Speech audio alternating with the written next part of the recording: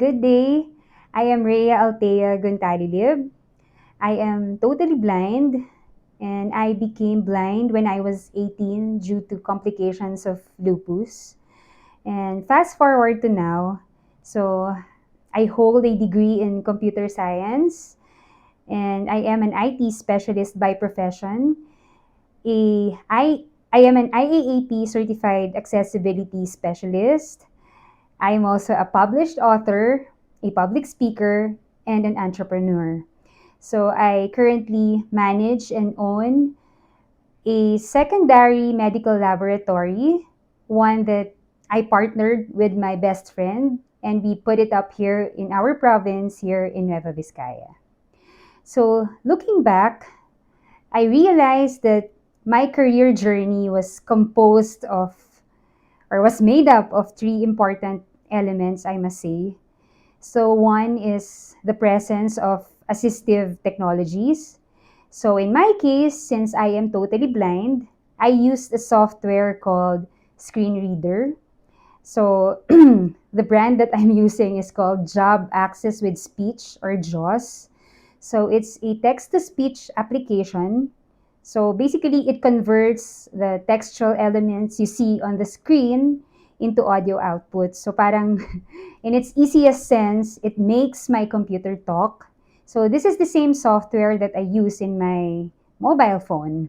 So I'm using an iOS device. So it has a built-in screen reader naman, which is called VoiceOver.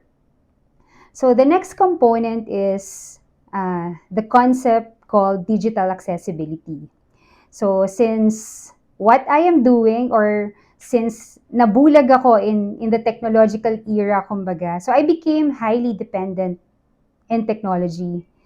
So digital accessibility is, ensuring na all digital products such as websites, mobile apps, all computer programs, and all digital materials in general are accessible to the assistive tool that I mentioned a while ago. So, because of digital accessibility, I was able to maximize my skills. I was able to become productive and effective in spite of my disability. And the third, and I guess the most important element of all is, of course, inclusion. So, this is the core of everything, kumbaga. So, this was achieved because there was digital accessibility, and because of the assistive tool that I use, I was able to include it into the mainstream setting. So because of these technologies, so I was able to finish a degree in computer science at Informatics International College, and yeah, with the Magna Cum Laude Award. Also, this very same technologies opened the gates of the corporate world for me. So in 2012, I was hired by Smart as one of their software development analysts.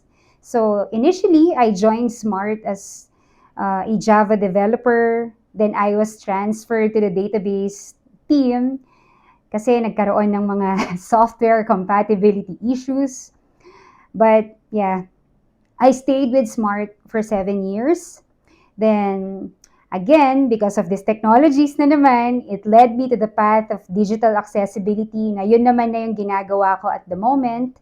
Until such time that, I was able to put up my own business na in the medical field naman. I was able to publish my first ever book. And it was also through these accessible technologies that, believe it or not, I found yung treatment approach that worked for me in terms of managing my autoimmune condition, which I mentioned nga kanina, I had lupus. So it was through researching na nahanap ko yung treatment approach that worked for me. So of course, all of this is definitely not a walk in the park. Maraming challenges, there are lots of ups and downs, there are trials and triumphs, may mga breakdowns and breakthroughs and everything in between. So, say for example, when I was still studying, of course, since I was the only blind student sa school namin before. So it's expected na maraming challenges that would come. And not to mention that I was the first and only back then. I'm just lucky that during that time, the school that I attended to, talagang pinush nilang mag-offer ng inclusive education. And they remained true to their word naman. So I was given the flexibility na hanapin yung mga workarounds that would work kung papaano ko, kumbaga malalagpasan o malulusutan yung mga struggles na na-encounter ko in my subjects, especially those that are very visual. So, hindi ko makakalimutan is yung logic design na subject ko wherein kinailangan naming mag-set up ng mga bulbs, transistors, and everything. So, nakakatuwa kasi what my professor did that time is gumamit kami ng mga yarns, ng mga clays, para lang mahawakan ko, ma-visualize ko, at maintindihan ko kung ano yung kailangan kong matutunan in that subject. Pagdating naman sa mga highly technical subjects like actual coding, actual programming, I remember sa Java class ko before, so it was 2012, so the technology back then was medyo behind pa. So the IDE that we were using is not at all compatible with the screen reader na ginagamit ko. So I'm very grateful na yung professor ko noon, talagang inaral niya kung paano nag-work yung software ko. So in return, mas madali para sa kanya na tulungan akong humanap ng paraan kung papaano ko matututunan yung Java subject ko. And same goes in all my other subjects. In fairness to all my professors, talagang pinanindigan nila what inclusive education means. So, ayun na nga. So, after that, nakapagtapos ako and then nalipat na ako into the corporate world. So, I got the chance to work as a programmer like what I mentioned kanina. So, this time, the corporate world is medyo iba siya. So, wala yung flexibility that I had when I was still studying. Kasi oo nga naman, in a company, say for example, kung saan ako nagtatrabaho before.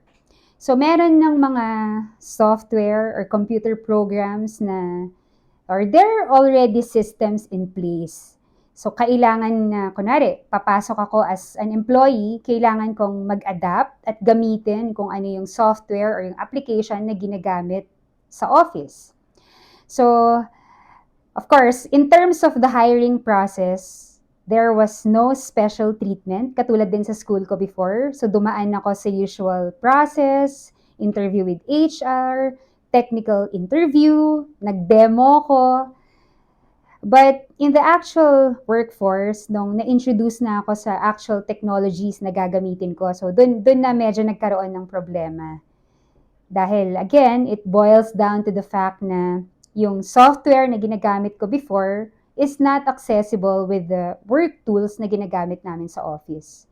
So it was very, very tough, but masasabi kong nag-survive ako for 7 years because kahit ang daming issues sa accessibility ng mga software, sa mga work tools, yung desire ng mga teammates ko noon na i-integrate or i-include ako talaga sa team is nandun. So katulad din ng mga professors ko sa school dati, yung mga supervisors ko naman sa SMART noon, inaral din nila kung paano nag-work yung screen reader na ginagamit ko. So that's why na-immerse sila doon sa experience, naiintindihan nila kung ano yung mga nagiging challenges ko. So again, yun yung naging reason kung bakit sabay-sabay kaming nakahanap ng workaround sa mga naging accessibility problems ko. So, for example, natutunan nila na in terms of office documents, so hindi magwo-work sa akin ng, let's say, mga PDF files na text yung laman, pero pinaste sila as graphics. So, pagkatapos na, ang ginawa na nila is if there are documents talaga in the office na text naman, they make sure na they are really in Word documents na naka-text format talaga siya para mabasa ko. So, ganun yung naging buhay ko sa SMART. So, I was able to produce the same output, kinailangan lang humanap ng maraming workarounds. But lahat yon nangyari dahil, as I said, andun yung willingness ng company at ng mga superiors ko to be truly inclusive when it comes sa situation ko.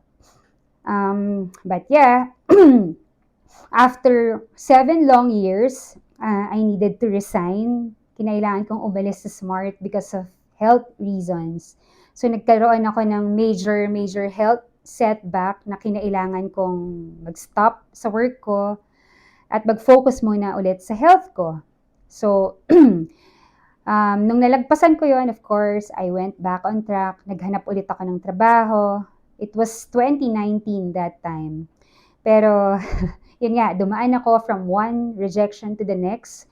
Kasi most companies, ang reason sa akin nun is they don't know how to accommodate an employee daw who is blind. So, hindi daw sila equipped, hindi nila alam kung anong gagawin, which is understandable. So, hindi sila familiar dun sa software ko, and then, kapag nagtatry ako ng mga productivity tools before, project management tools, hindi din nag-work. So, na-depress ako that time kasi parang sabi ko, kahit pala meron na akong work experience, kahit that time I can say na meron naman na akong enough knowledge, nare-reject ako ng nare-reject because they don't know how to handle my situation. So dahil sa mga challenges ko related to digital accessibility, kasi yun naman lagi ang punot dulo ng lahat hindi daw nag-work yung software ko sa mga work tools. So what I did is, inaral ko at trinay kong i-penetrate yung industry ng digital accessibility. So until such time na, ayun nga, I finally found my way in. Nagkaroon ako ng mga opportunities to test and to work hand in hand with web developers, web designers. At nagsimula ako as a tester. Tinutulungan ko sila on how to make their products or their services accessible for the blind.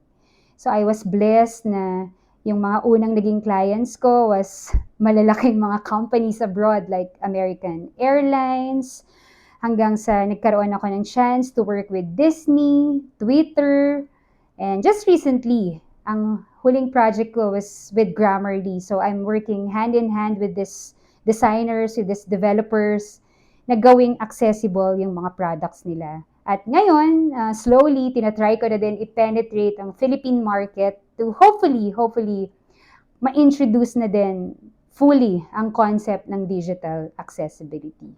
So, dahil sa lahat ng naging challenges ko, lahat ng na-experience ko in the workforce, now that I finally have my own business, I made sure na the processes are all-inclusive. Kahit pa ba ako lang yung nag-iisang blind member ng company na pinut up namin.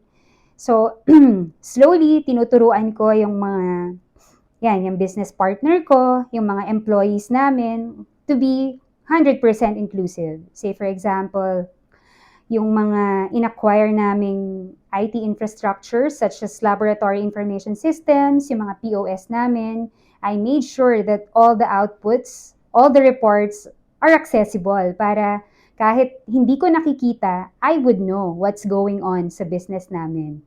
And same goes sa mga internal documents namin. So, tinuruan ko yung mga staff namin kung papaano sila mag-generate ng mga documents that are accessible for me. So, dahil doon, kahit sighted, majority ng mga colleagues ko dito sa business namin, and even if I'm the only blind person, hindi kami nagkakaproblema in terms of running the business. So, what's my biggest takeaway since, ayun nga, nagkaroon ako ng chance to be an employee and now an employer, naging contractor ako. So, lahat nasubukan ko. So, my biggest takeaway is, from my end, it's really important that awareness would start sa akin. Kasi tulad nga ng lagi kong sinasabi, kung meron mang somebody na makakapagpaliwanag talaga ng mga pangangailangan namin, is kami din yun. Like ako, ang nag-educate sa mga employees namin about blindness, wala namang ibang gumawa nun, kundi ako din. So it's very important that for people like me, andun talaga yung desire and yung hunger for us to spread awareness. Yeah, it's important sa mga companies to conduct sensitivity trainings, katulad ng ginawa sa akin sa Smart noon. But I think the most important talaga is to build a culture of accessibility and inclusion.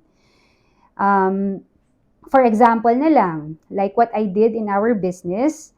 So, nung nagpro-procure kami at nagde-develop kami ng mga systems na gagamitin namin, so iba't ibang suppliers, iba't ibang tao ang kinausap namin, but we made sure na yung mga software, yung mga computer programs na in-acquire namin, hindi namin sila binili or hindi kami nag-subscribe sa services nila unless na make sure na kaya ko siyang gamitin.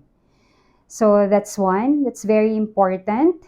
And then it's very important as well to institutionalize inclusion.